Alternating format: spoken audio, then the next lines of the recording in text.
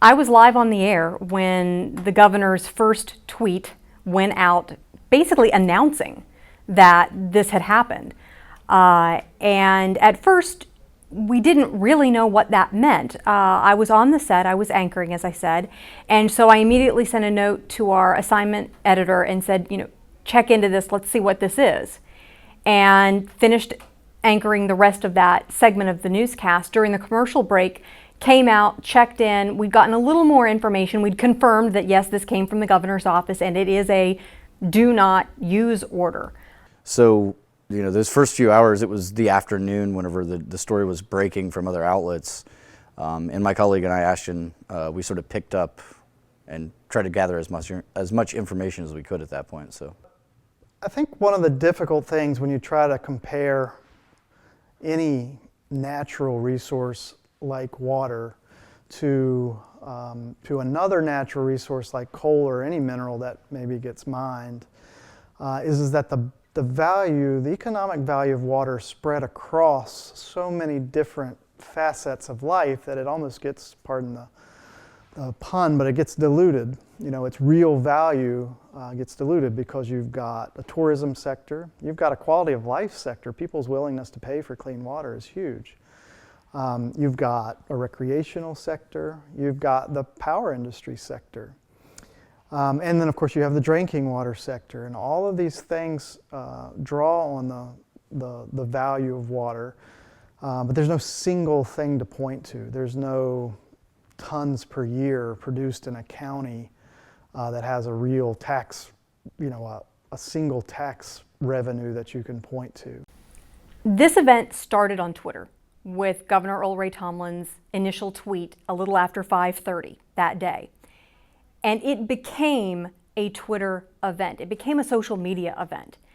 And I think it's one of the best examples I've seen of the way social media very quickly engages large numbers of people and can give quick snippets of information, updates to a continuing story in a very effective way. And I think it really shows the power of community when it comes to a story like this, because Facebook is in essence an online community, and Twitter in a different sense is also an online community. And these were people all from the same general area, but others who just had an interest in the area, getting information very quickly through a non-traditional sense. Now, moving into the future, there is no question that the value of water will only go up. And that's true everywhere. So everywhere the value of water will continue to go up as we continue to pollute waterways and as we continue to have increased demand for that water. I think West Virginia Public Broadcasting established itself in the digital and social media sphere in some capacity because of the chemical spill. The role of Twitter was, it's impossible to imagine what that situation would have been like without social media, especially Twitter. I think we jumped in following by the hundreds as the days went on. And again, that was a mix of methods of aggregating or retweeting certain trustworthy sources or blasting out information about where water would be available, clean water would be available.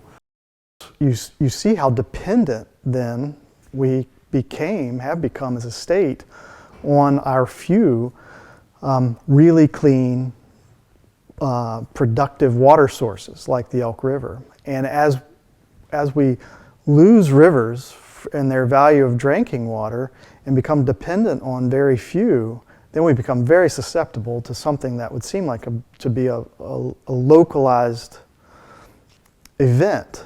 And instead, that localized event, it touched a third of the state, the residents.